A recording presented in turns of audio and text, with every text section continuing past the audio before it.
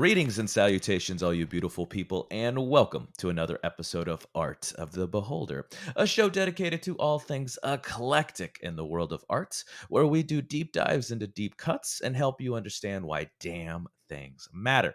I'm your host, Novo Day, and today we're going to be talking about art in history again, focusing on a singular artist. That's right, the famed dystopian surrealist, Zdzisław Beksiński. If I butcher that, I apologize. To hash it out, I'm again joined by one of our top contributors, my surreal utopia. That's right, Mr. Church. Mr. Church, thanks for having me, Nova. It's always a pleasure. Always a pleasure. I was editing the Silent Hill episode, and I'm like, we're kind of on a horror kick lately. I love it. It's But one of yeah, my I like favorite it. things. I get so much out of my normal everyday life. I get comedy. I get a little bit of drama.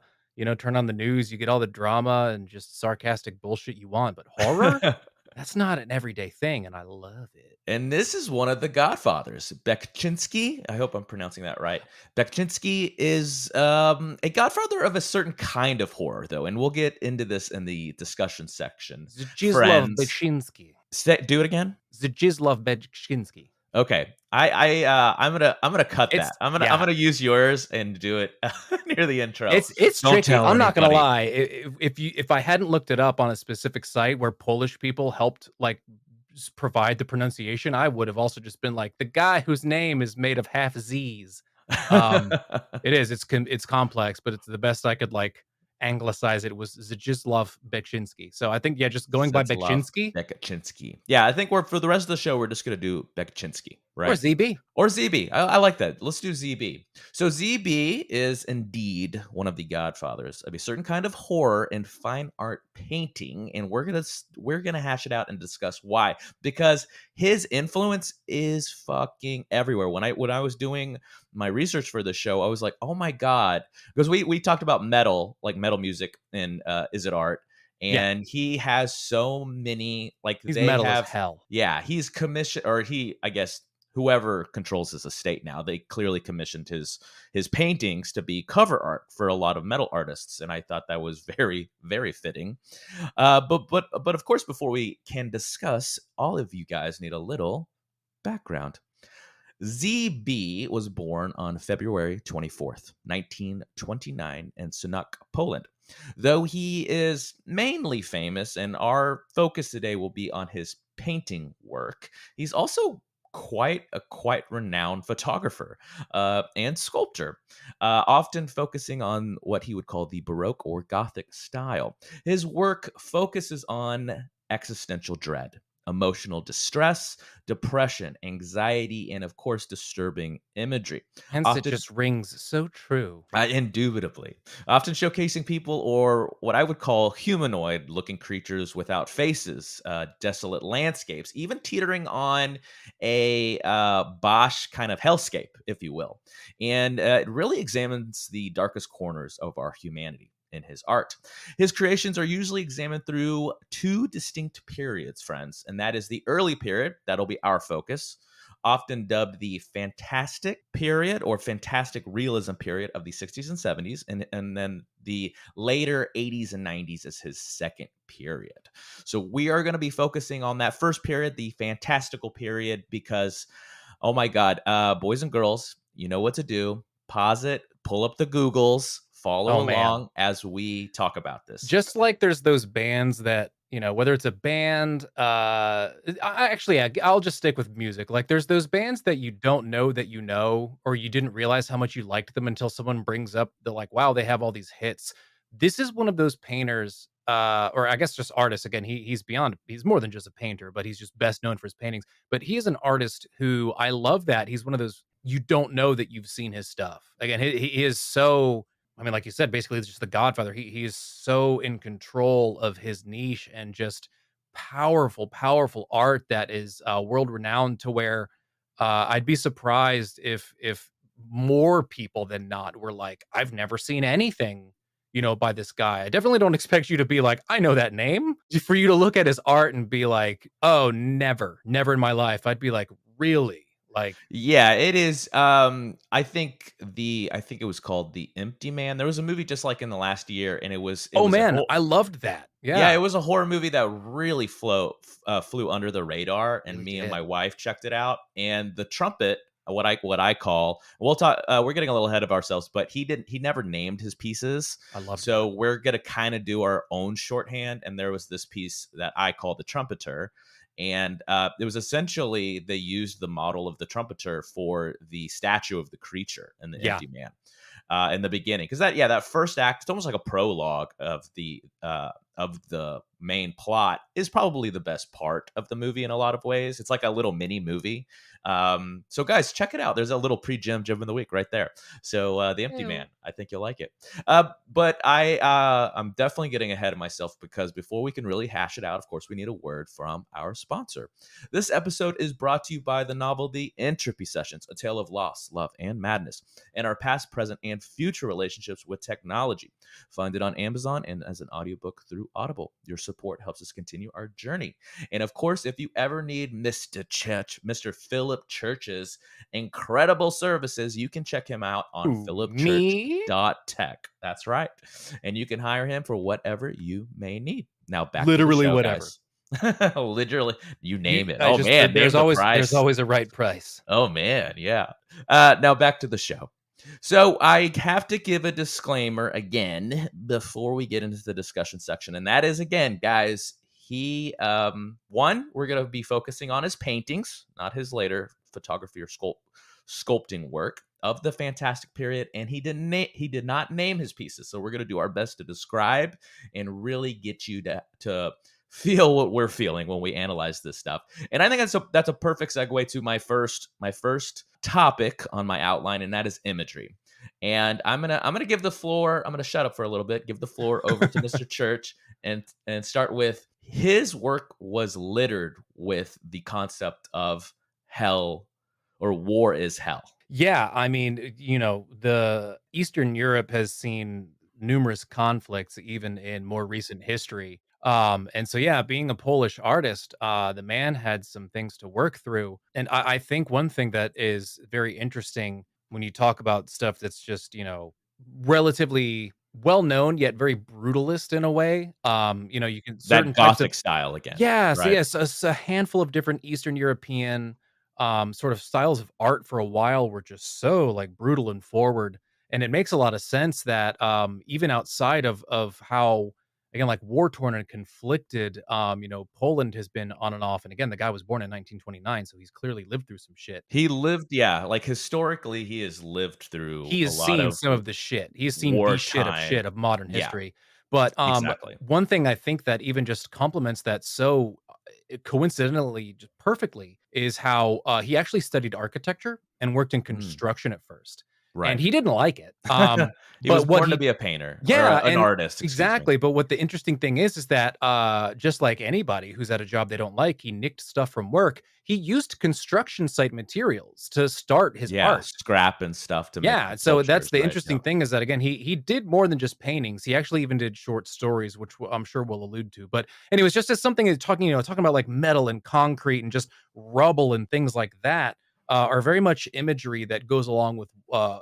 Oh, well, war-torn landscapes, Yeah. absolutely. So Yeah, and so yeah, I mean, debris, and yeah, let's dive deeper into the imagery that we're seeing on a lot of these pieces, because like I said, he has humanoid looking creatures. I would they're because they have a, like an actual human, two arms, two legs, a head, a torso, but they are not human. no. They're often skeletal, wire like in appearance. When you actually examine the face, like if you zoom in a lot of these pieces, it's horrific. That's why he's often considered the nightmare painter, right, or the nightmare Oh, artist. absolutely. There's nightmare fuel for sure. And I love how much you can really emphasize and give him credit for the realism part of surrealism. Oh my god, yes. Because again, it's there's nothing technically realistic about it outside of, like you've said, that there are clearly humanoid figures, but like vaguely humanoid. And again, like outside of that, it pretty much ends there. And it creates, since here's a here's horror imagery 101. When we take something we know but we distort it, it always creates that haunting creepiness, right? And this is a perfect example of we have a humanoid looking creature but without a face, so it's already creepy because humans are we are driven to try. That's why we're creatures of habit, right? We're always, be it consciously or subconsciously, driving to what we know is normal and habitual and familial. And when you take those things away in horror, it that's what creates the horror. So, like, if it's a human in this example, the humanoid creatures may not have limbs, or may have more than one, normal looking limb, or multiple fingers. He liked his digits, like fingers, right? And he would add, instead of 5 on each hand, why not Add, yeah, 30? elongate, or just, like, obfuscate. Again, that's another interesting thing about it is that he taps into that primordial fear of the unknown so that while it's humanoid, it's still there's enough that is not human, as well as left kind of vague that your imagination that it just leaves it open to against basically just fear. Like I said, it's just I'm so glad you brought that up, because in my notes I talked about, I don't know, God, where the chicken and the egg is, but I there's clearly some inspiration or aspiration, however you look at it, with H.P. Lovecraft's cosmological, the unfathomable, cosmos, the fear of that level, scope.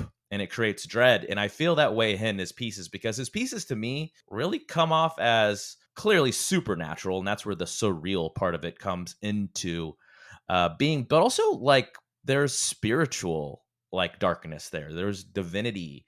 And that's where that cosmological dread, I think, hits me yeah, when I look at the imagine pieces. imagine the movie What Dreams May Come, but directed by H.P. Lovecraft, man.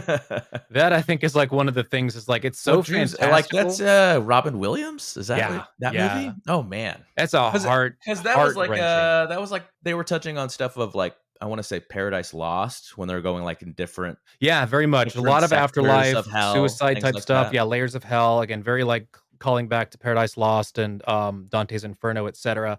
But yeah, I mean, these pieces, they are both quite fantastical and then again, eerily relatable due to just the humanoidness and the things that you do see and recognize. But, in how in I like that in Lovecraft's stories, of course, he's best known for, like, the big horrible things that are ancient and slumbering slash ever dead, Cthulhu, and yeah, but, all that. he has these, so many other stories that involve these other fantastical places where there's, like, oh, things made of light or, like, a bustling city. Like, it's not all actually quite as horrible and desolate. Again, part of what's like you said earlier, part of what is horrible is taking something familiar and twisting it, and even Lovecraft knew to do that, and knowing I wonder, given that, again, he was born in 1929, I believe Lovecraft was writing around the turn of the century and wrote into the '50s. So, I mean, I would not be surprised if there was somewhere that I just wasn't able to find in my research that the two, or at least There's some that cross-pollination going on. Beksiński absolutely was Something's there. inspired by this. Outside of it, again, his own probably horrible like personal experiences. Exactly, and, I think it's littered throughout his work, in a good way. I feel like it's probably it elevates it, and I think that's probably, that's our PSA. That's the best thing about art, is when we work together and we inspire each other to create. We can be each other's muses in a way, and bring out the best in each other. God, it's. I think the next place I want to touch on, I think this is how I'm, for the record, how I'm breaking this up is kind of how I examined it for the first time. So the first thing that hit me is the imagery and themes, and then when I was, like, really focusing on trying to analyze his work, of course, the colors started to come out at me in terms of, like, how to really talk about this and analyze it. And he loves his earth tones, his neutrals. Every once in a while, he will use the hots. He'll use an accented red, but to, like, extreme effect. Where especially when we get into some of the works that, to me, were notable works that I really want to touch on, and we're seeing some very, very traditional horror tropes that you can, once you really get into this guy, you can see how many people he inspired: filmmakers, traditional art, paintings, I mean, there's just so many things, and I don't know where the chicken and the egg lie, but one of my favorite artists of all time is H.R. Geiger, I and I was feel like thinking exactly that. yeah. Yeah. And I don't know. Yeah, I don't know where the chicken and the egg is again. But going back to the color schemes, he would sometimes use colds. How he wanted to use it was, I think, fascinating because it would almost always be blues. And well, I was going to say blues and blacks, but when they're together, it can create kind of a relative cold color, but obviously black is a neutral.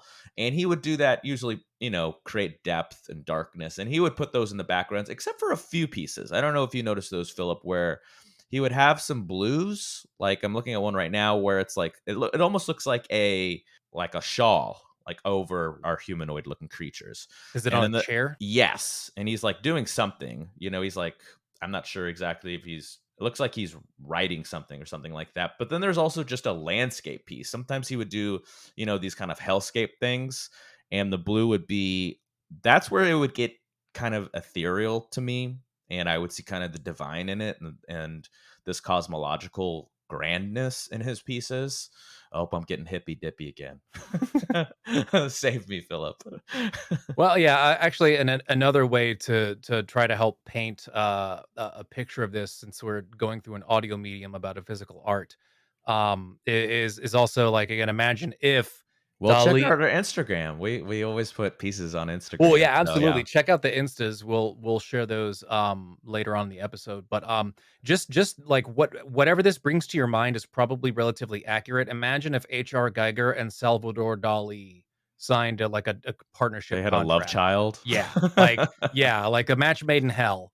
Again, and it's interesting how, again, some things are there. There are some things that are far more just anatomical and clearly based on like really more human focus. Some things almost blur on the lines of like not quite. I don't want to say like cyberpunk or steampunk necessarily, but there's something that's borderline mechanical or machine like to it. Um, Hence the H.R. Geiger reference, because yeah, he made literal mechanical, almost yeah, robotic, like. yeah. And again, guys, if you don't know, just a quick aside, if you don't know who H.R. Geiger is, he is the brilliant mind behind the alien looking creature, The the xenomorph long-headed alien. Yes, the xenomorph, the long-headed alien creature from from. Ridley Scott's Alien franchise. There you go. Perfect. Yep. Very much into like lots of tubes, elongated things. Again, like And very semi-humanoid. sexual. I feel like there was Also, so that, much there yeah. was a lot I of mean, sexual undertones and overtones. Like, sometimes it would just be yeah, like yelling at you, because there is just, a like, there is a screaming in your face yeah. with the sexuality. Which there is a handful of, again, Beksiński's work as well, but, You I think would there's sexuality in his work? occasionally, but not so much sexuality as it just is that, like, you can only deal with anatomy so much, but, I mean, there's clearly, like, certain things with, obvious, like, exposed breasts or penises or just, like, deformed bodies that clearly have, like, a vagina, things like that. So I wouldn't necessarily call it sexual as, It's again, I not just would. sexual, It's yeah, anatomical. yes, Literally just more scientific. It's a presentation of that's a something. perfect way to put it, yeah. So again, it's not that it's sexual. H.R. Geiger is a little more sexual, definitely. But Because nudes don't have to be sexual. Let's no, let's make absolutely. that a point, right? Yeah. A lot of people, I think, if someone's listening to this and they're just kind of getting into this stuff, I think there's this very bad rap in art where nudes have to be sexual, and not at all. They can be completely artistic. We did a whole show on Soul Lighter. If this guy's work turns you on, I would recommend maybe Maybe some seeking therapy, a help, little therapy. talk to somebody. um, but yeah, I mean, and even I also like that, like regardless of the actual content of it too, that there are things that are almost more like sketch like too. Again, the guy just he created, and this again, like certain artists are known for like, oh, he had like a certain amount of time. This guy has, I believe, like over 700 paintings in art, pieces of art. Yeah, I think this is a good segue to start talking about technique. Yeah, I So mean, it's where the insane art. how broad it actually is. Again, obviously, we can say so many things in words, but to really understand just how much this guy was capable of, he He was just clearly a never stopped making. perfectionist. Yeah, he just never Yeah. stopped making art, and I love that he didn't name. Yeah, and again, I just like that he never tried. There is something to naming things as an artist as well. There's something to naming your pieces that almost colors it, and I think that because of what he's presenting to you, I actually really appreciate the fact that That he he made him just didn't he nameless. just didn't name them because it is what it is. There isn't a name for some of these things, It which is probably creates a lot more perfectly fitting. interpretation for us, for the audience, Yeah, to and that's like put exactly what ourselves it's in the art. about. That's one thing that I loved, another thing about his actual personality is that, he wasn't about explanations. He wasn't one of those people who like, "Oh, Oh figure me yeah, out." You exactly. know, some people are all about like, "Oh, hee hee, I'm being coy, like I'm teasing these things."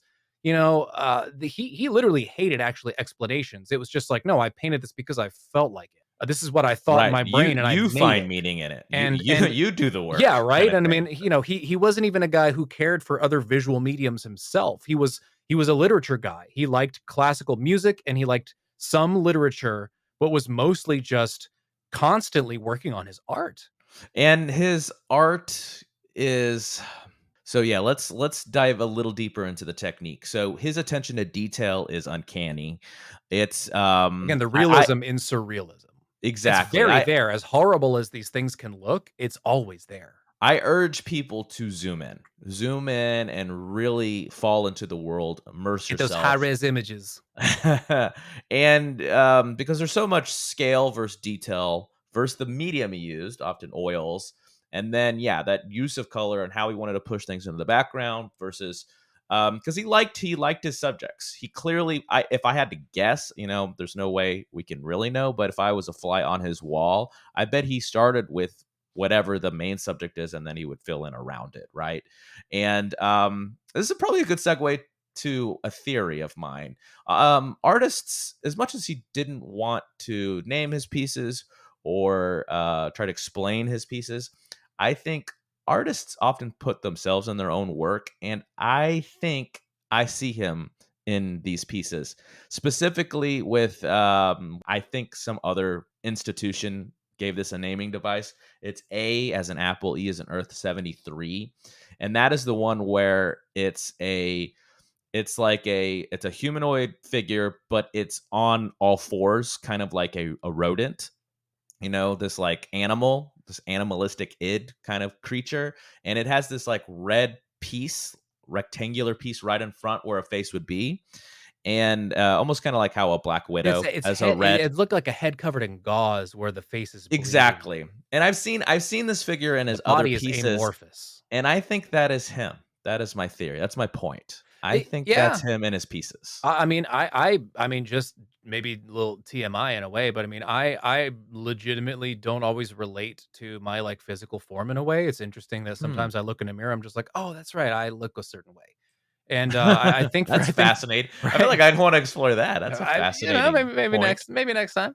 But I mean, yeah, there's this, yeah, like you said, I mean, this thing it has clearly arms and hands and feet, but you know, the digits are elongated, the things are very thin. It has bandages over its face, so it's like, is there really a face under there? Like, what's the blood coming from?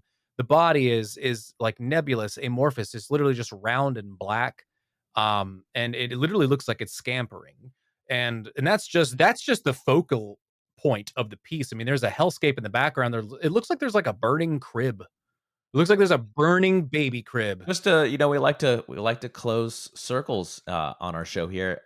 This is war again. To me, Yeah, this it is looks like burning. It's war as literally burning hell. buildings in the background. And he's there. To me, it's like they've reduced themselves to animals. The war has reduced themselves to subhuman, and now Absolutely. they have to scurry away and get away from the war um, havoc, if you will. And we'll probably dive a little deeper into that a little later. But when going back to the technique, because if I don't do a Novo pullback on my goddamn self, we're gonna go off the deep end. So let's pull it back.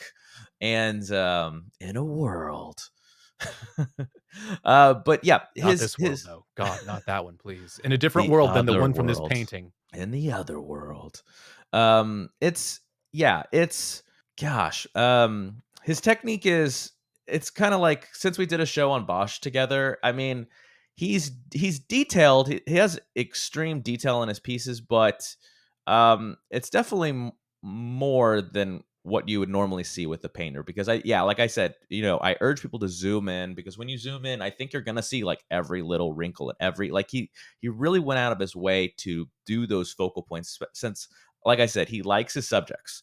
He's going to put his subjects right in the middle, where I probably every art teacher you've ever had said not to do that, but fuck them, do whatever you want, I don't care.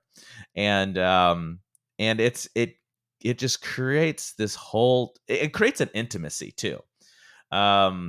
We should probably just go ahead and start talking about the notable works.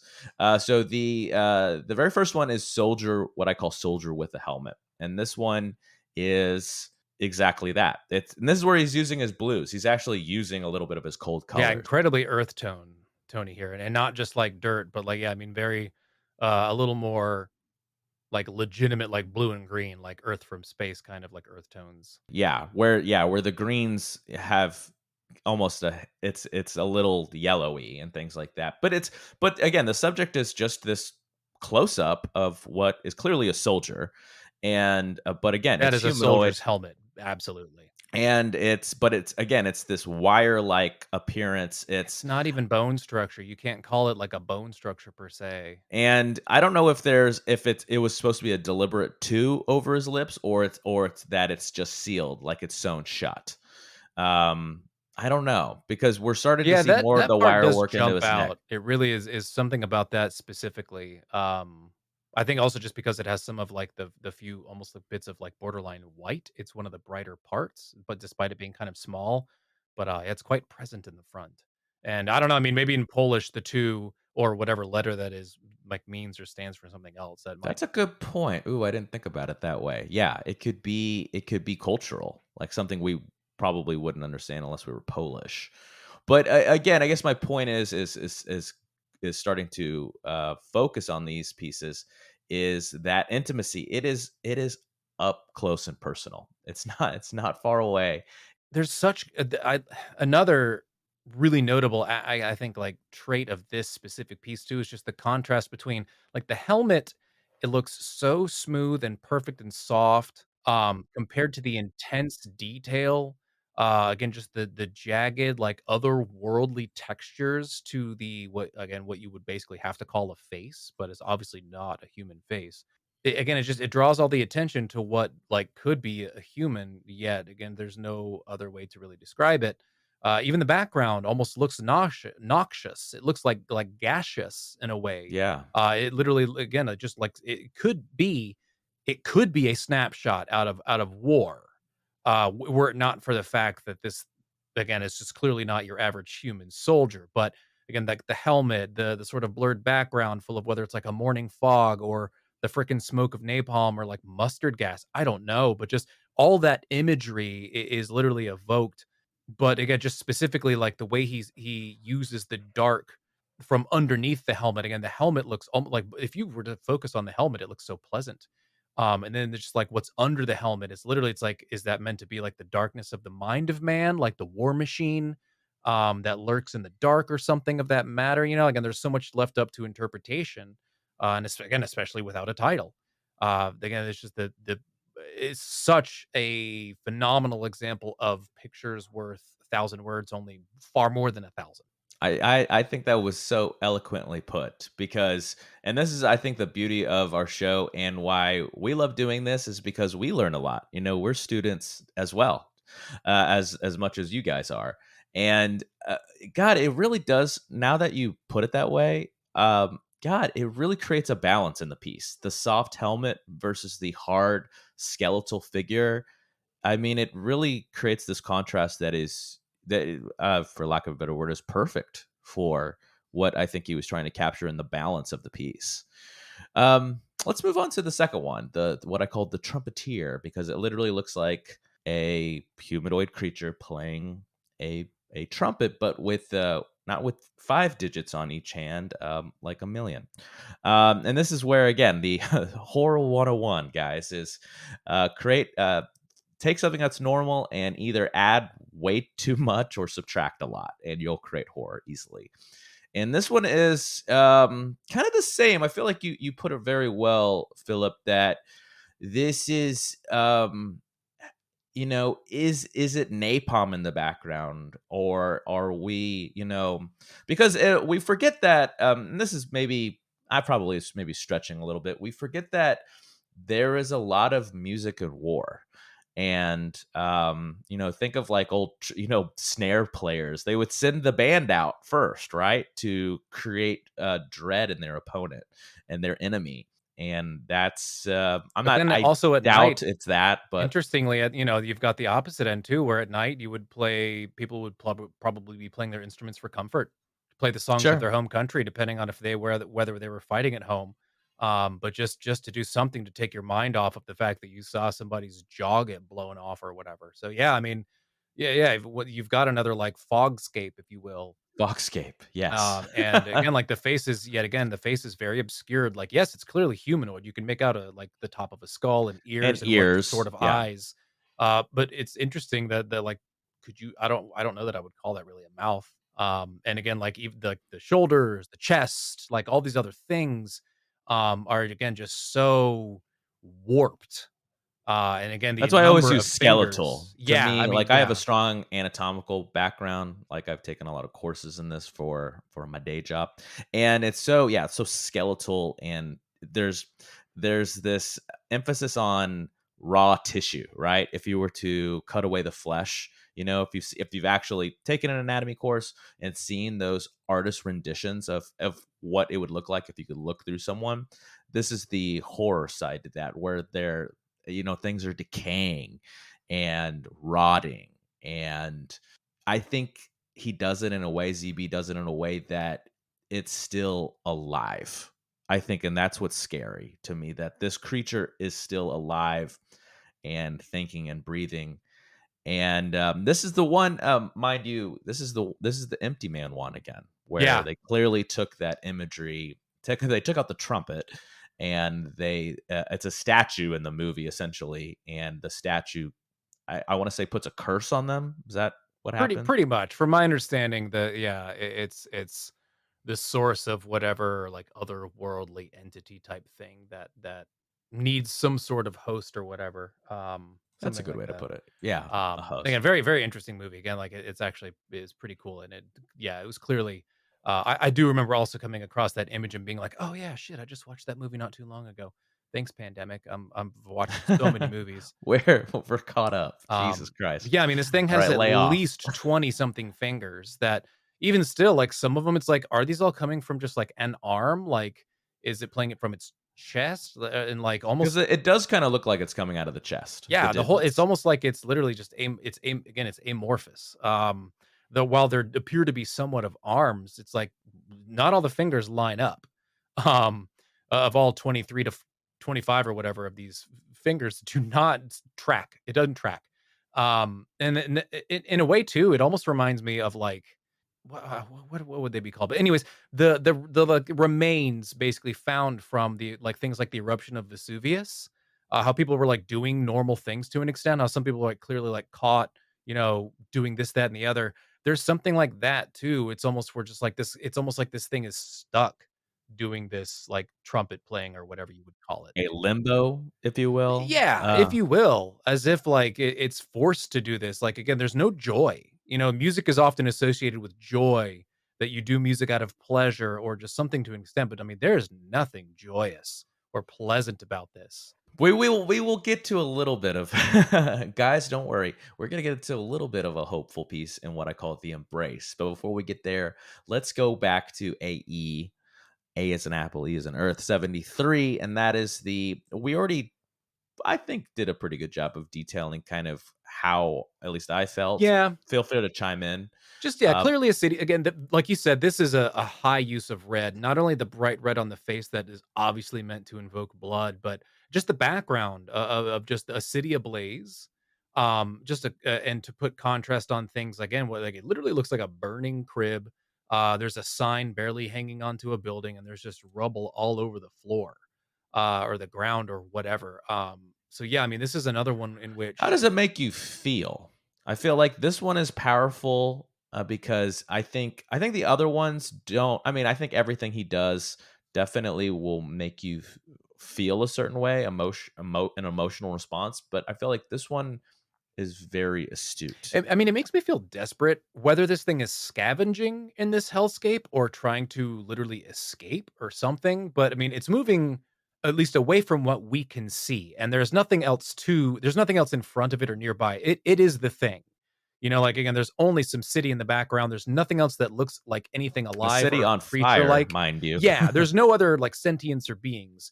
And so because of the way he was able to capture, what is a scamper or, like, some kind of movement, of this humanoid Oh, creature. huge movement. Yeah, Yes. so it's like, again, is it escaping? Is it scavenging? Is it hunting? It is, again, outside of just the typical fear and terror that goes with it.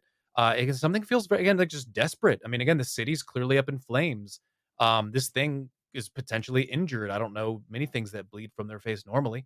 So, it's like, is it seeking food? To me, it's still a scamper. It's like trying to run away, trying to get away. Right. Yeah, it's safest to say that it's probably trying to escape the burning city. Again, like, who knows? Like, luckily it's all up for interpretation. It's just, again, one of the best things about art. And so to me, it's like this thing could very well be some kind of creepy little predator, like a weird kind of like human rat that is taking advantage of all the dead shit in the city and is going to Oh find man, the human carrion. rat hybrids. But that I feel like a little bit of joy comes from our next notable piece, and that is what I call the embrace. And that's exactly what you'll see when you see the piece. It's two people in an embrace, but so there is, to me, when I look at this piece, there is still love. There's This is humanity the one of the in few ones that war. is borderline sexual, but again, it's not only if you yourself believe it to be sexual, but just the fact that it's like it could practically be like a Kama Sutra pose, but the fact that, like, the different body shapes, like, it almost looks like a man and a woman, and the type of, like, their legs are entwined. Uh, Technically, they could be nude, given that he is very, again, like, raw.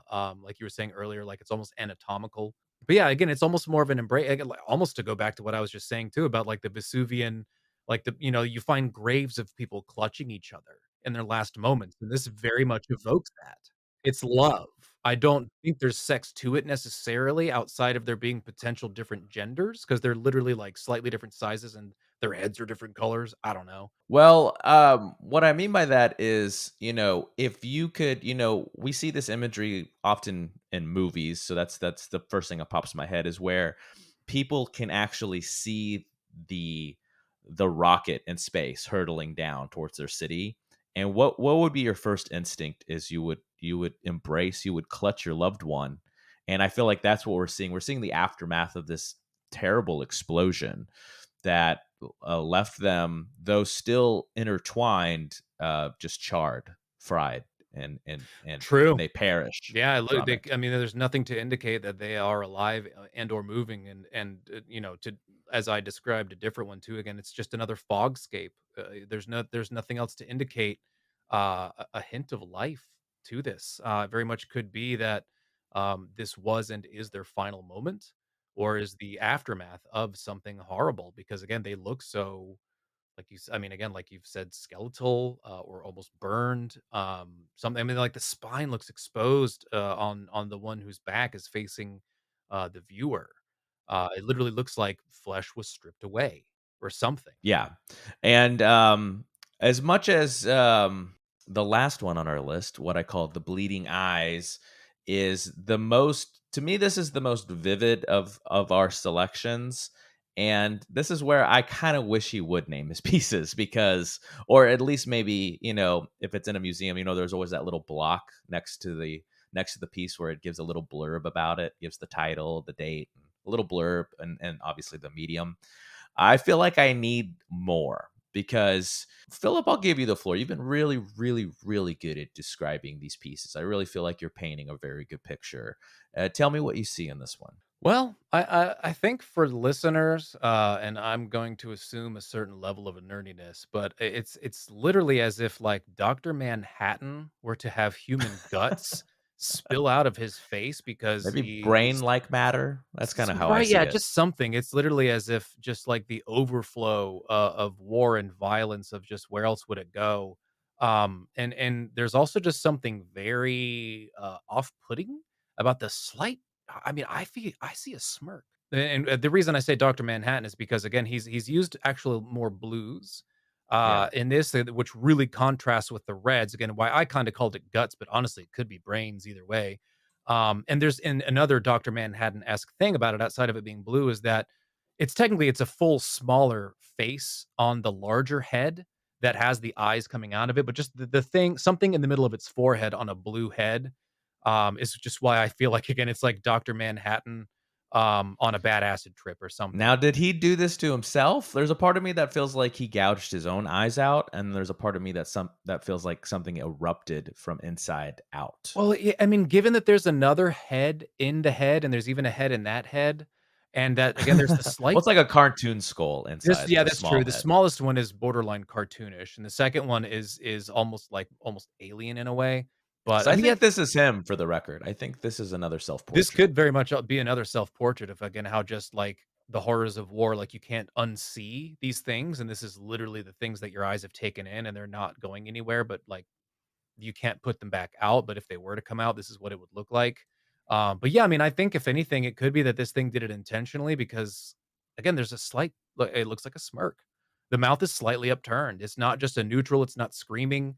The lips are closed, but they go up ish, just a little bit. Fascinating take. Let's tie all these pieces together and talk about themes. So to me, I will say this very simply and bluntly.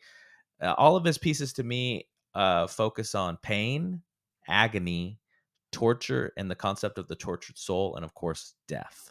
Yeah, I would agree. I mean, if again, very painful imagery. Again, the things that evoke the blood, things that evoke like too many limbs that like that seems unnatural. Things that evoke burned or stripped flesh, or just like an actual viscera, things of that nature. Again, like violence, but not overt violence. Again, it's not an action. It's never an action scene. There's not any active fighting. It's almost more like the aftermath. It's very consequential. Yes, It's what it's remains, aftermath. Yeah, and, like, literally, like, almost pun intended, like, it's the remains. It's literally, like, often looks like human remains, and interestingly too, that, given granted he's just Polish, but still he would've, lived through sort of like the rise of, like, the certain, like, nuclear age and, like, the certain bomb testing and stuff, and certain things almost, like, come from, like, the horror that could be, like, again, like, fused beings, I mean, again, there's just, anatomical, again, like, just pain, anatomy, just raw post-violence, again, like, not active violence, because again, nothing is ever so real to say, like, "That's a man with a gun shooting another man." Like, that's sure. what you think of when you say war, is you would think about guns and bullets and possible stabbings. Um, And violence. Yeah. yeah, but this is the thing that you were forced to see if you were, surrounded by war. Not so much the act of fighting, but just that, even just god awful, like, just the tragic, like, for instance, like, children, like, the bystanders, the things that they just had no choice but to experience. Yeah, and I think this is a good one to end on just because again, guys, if you haven't heard of his name, I guarantee you know his work because he has influenced decades upon decades of other artists. And so I think it's best before we get into the conclusion is to kind of talk about that legacy and influence. And we already talked about a few cross pollination with H.R. Geiger, but like more contemporary things that I see in the last 20 years as that's akin, like a kindred spirit to this work, is often with Adam Jones's work with Tool, Mm, and we already big time. talked about yeah, we already talked about some of. Usually, there's hints of it in film, kind of like The Creature and the Empty Man. And then, yeah, when it's actually artists, recreating their vision for whatever they want to make that is akin to this, and maybe inspired by it. We're seeing a lot of contemporary surrealist artists probably diving into these things, and that's I do have a gym of the week that's more of a fun gym of the week. This episode's been a little serious, but Well, and but and for obvious reasons, yeah. yeah, and actually to add some levity to the situation, one thing that you would think looking at somebody who made over 700 works that are again quite To boil it down to any just one word, but like relatively disturbing. He was actually supposedly quite a pleasant person. He really Yeah, wasn't he like he famously was like a nice guy. yeah, Yeah. like that You would that never think that these demons were inside of that him it's as kind of if thing. this was his therapy, or you know how Oh, like they often definitely. tell Oh, people man. like you should paint, you should express yourself, and the man clearly expressed himself. This is yeah, I really think he was working through some things that he must have experienced, and it's actually also quite tragic, yet sadly, but I have to be honest and fitting in that he was murdered. He was murdered. I didn't know if we were gonna talk about that during, this episode, but he did have an untimely demise Yeah, by I believe it was a 2005. teen friend of his, was trying to get Yeah, yeah. was asking for money His or something like son's that. friend, what yeah, something like I don't remember exactly the details, but I just thought that was so interesting that you find out that like, not only was he a prolific artist, who was quite respected, but supposedly a very nice guy. And again, it's just quite And it tragically was a fitting. stabbing to death Yeah, too, right? Like, a yeah. very horrific way Yeah, to not good. pass. So it's unfortunate. And then just one last thing too that I do find also interesting, like we mentioned, we focused on his paintings. He did sculptures, as you said. But I like to know that he actually even before his paintings and more physical art took off, he tried his hand at writing. He wrote some Right. short stories back in the early 60s, and it's so interesting that I guess it makes sense though that the same guy who didn't title a single one of his paintings, he just didn't like it. He didn't destroy it, so he literally just like sealed them away. And it wasn't Yeah, this until and 10 years after his death that the works were actually finally like published. So it's not even just his paintings that you can experience. You can get a glimpse of what he was maybe like Oh, the yeah, things that he wrote more in his youth. he was a true blue artist, Well, I you know, shouldn't he say didn't have youth. this one medium. Yeah, That's by why the that's like 60s he was in his 30s, but still, like when he was younger, right, when he yeah, tried his hand relatively at younger. writing. So I just also found that very interesting that he did so many types of art, He and did a that lot of different things, yeah, and that he absolutely. he respected his own art enough to not necessarily destroy it, just to keep it sealed away, and that I like that it saw the light of day. And again, I didn't know that. It was only researching for this episode, and I'm tempted to go look some of it up and see what it To was read it? like. Yeah, just because Yeah. again, like his work doesn't have any words, and there's literally no titles. So to actually have words that came from the man's brain, True. I think That's a would good way to put it. in a way help color maybe who he is, and perhaps add some context to the myriad, just vast body of work that he wound up producing across his life. Absolutely, and, I think that's we're dipping our toes into the conclusion. Before we do that, I do wanna talk about some other, legacy items. We already talked about music, metal music to be exact, and a game that's been on my radar for fucking ever, and that game is Scorn. Are you familiar I with am. this game? Yeah. Yeah. I think it leans a little more on the H.R. Geiger side of this kinda style of surrealism, but there's definitely a lot of ZB now that I've actually gotten more into researching this episode and things like that. I see a lot of that, a lot of this kind of art in the game Scorn. So, Philip, bring us home. Why do the good people need to experience the work that is ZB? Beksiński's work, again, there's no active action scenes really. The humanoid things make it relatable enough, and yet nothing is human enough to where you feel comfortable with it.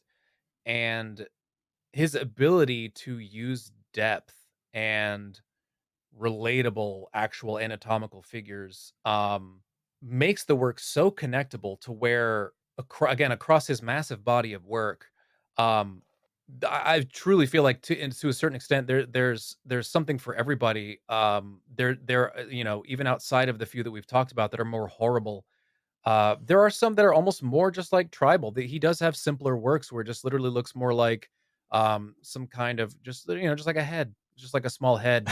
So it's just We just got ahead.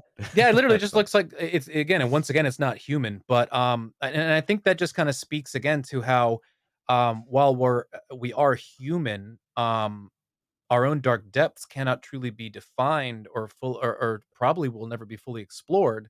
And so by using such vagary and depth and just again the way he was able to manipulate his actual medium of again like what was it, oils, that it all just it feels tangible and it looks semi relatable. I literally think that because it has become so prevalent across other things that I think he's one of those something for everyone kind of people that everybody should at least experience it, and you'll be reminded of something else. It'll show you that like this looks just like this other thing that I like or that I saw. This reminds me of that movie, this album cover of how the man was, while the art isn't human, it is still actually incredibly human. Indubitably. And there you have it, guys, from top to bottom. The life, the art, the career that is Mr. Bekczynski. And I want to thank you guys for listening. I want to thank my guest, Mr. Philip, Mr. The Church. pleasure But is before we mine. go, we got a little more for you. A little icing on that cake, a little cherry on top for that Sunday was what we call the gym of the week. If you don't know what the gym of the week is, it's essentially something we like to talk about here at the end of our shows, but it doesn't always fit perfectly into the scheme of the episode. It's probably something that we've been into in the last day or so, maybe week, maybe month, but we got to give it to you guys so you guys can dig deeper. Mine is um a little silly, a little fun. It definitely hinges on the world of horror. And there is a contemporary horror artist that I've been getting into lately, and his name is Jordan Persegati, Persegati. I'm not sure if I have to put that, flair on it, but I just wanted to give it a little bit of extra heightened pronunciation. So Jordan Persegati, he has a YouTube show. He has a Instagram, and what he likes to do is he takes uh, children's like coloring books, like Disney ones to be exact, and he will do an art piece on top of that and turn it into a horrific horror scene or character. Oh, And he nice. does an amazing. It's really fun to watch him work. And check out his work if you have a minute. And I guarantee you'll go down what I call the YouTube rabbit hole, which is where you get to the end of the video and it gives you some other recommendation, and before you know it, like hours have gone by somehow. You will go down the YouTube rabbit hole with Mr. Persegati. I'm actually also gonna go with something, even more lighthearted, and borderline silly, and yet still, just a phenomenal work of art, and that is the album called Ziltoid the Omniscient by Devin Townsend. Devin was, in a pretty hard metal band called Strapping Young Lad back in the day, but he spun off into his own solo career. The man is a virtuoso. He can play a guitar like you wouldn't believe, and, this album it's a concept album that is Yeah. very much it's a ridiculous space opera, and Ziltoid is literally he's a fourth dimensional being who has come to Earth for their finest cup of coffee, and then it's just in this weird, like, ensuing, fourth dimensional music battle, he goes off on this weird journey of discovery. So, there are Hmm. absolutely silly parts to it, but that's just some of the dialogue of the actual concept bit. The music is fantastic, and it's not again, like, he doesn't typically write concept albums. A lot of his other things are more just like your typical, um I almost said analogy, that's not the right word, but just, just a collection of things like relative anthology. Like most albums feel Ah, more like an yeah. anthology, like a collection of unrelated topics typically, Sure. or sometimes loosely, but this is literally like there's an actual story from start to finish. Like concept album. Yeah, again, like, I love that it's a concept album. A good concept album typically winds up, really catching my, just captivating me. Hmm. And this one just again, like, the sheer silliness of the concept bits compared with how amazing the music is. Yes, it gets heavy, but it's not it's I don't believe it to be overly heavy. So if you do like a good rock or anything with just some really awesome like heavy drum blasts here and there, some wicked guitar, heavy distortion, that is present, but I like that it helps display that, while in his youth, again, like his metal band was like relatively hardcore, that he has just embraced the weirdness and is just an aging hippie. metalhead, and it's just a fun All listen. the things. I've had it on loop. I forgot how great it was. I listened to it years ago when it came We should out. do a quick cut episode on it. Just I would reviewing love the to. album. Again, I would love to to do that. Yeah. I would strongly No, urge it would just anybody. be it would just be you on if Yeah. it's a quick cut, it would just be a Yeah, solo hell yeah. Philip piece. Let's, We'll talk after the show. yeah. But, yeah, that's again, that's it. It's definitely on your Spotifys and your whatevers. It's very easily streamable. If you find what looks like some kind of, puppet, like a sock puppet figure, with a cape on the cover, you're in the right place. Well, there you have it, guys. And if you like that, of course, you can follow us at _Novo_Day, and Day is DE, and at Novo Day Media. You can, of course, check out our website, novodayproductions.com. There you'll find things like the Entropy Sessions, Post Meridium, Adulteration, Cancel Cultural Auto, and a lot more to come. If you want to seek out Mr. Philip Church for his services, you can do so at philipchurch.tech. And Philip, give him the lowdown anywhere else, buddy. I, of course, have my Facebook page. I'm still have my ailing Instagram, and I still don't have a Twitter. Again, I just know getting around to it. So We won't count you off. the website's the best We're place gonna to have a go. little ticker every time we talk about that on our show. The website is the best place to go, especially just in my blog. I like to, like especially here, I like to shout out this podcast, but just anything that I've been working on or just like really cool recommendations. It's more than just booking me. But if you do like what you hear, Yeah, interact, feel right? free to, I'm going to be putting a new demo up there soon too. So that's how you can get a hold of me and get a further idea of just who I am and what I do behind the microphone. Amen. So don't forget to like and subscribe, follow, and hit that notification bell. If you're watching this on YouTube, we always appreciate a comment. You can always rate and review as well. And if you'd like to sponsor our little love child here, you can reach out to us at novodaymedia@gmail.com. So until next time, guys, be good to each other. And as always, good luck and Godspeed. We love you.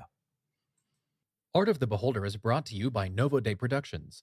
Created and hosted by Novo Day and the Novo Day Collective. Facebook.com/Novo Day Media, at Novo Day Media on Twitter and Instagram. Music by A Company. Facebook.com/ACOMusic123. ACO on Spotify. Logo designed by Tom Gestus, JESTUS, of thejusticecompany.com. And executively produced by Clayton Anderson. All rights reserved.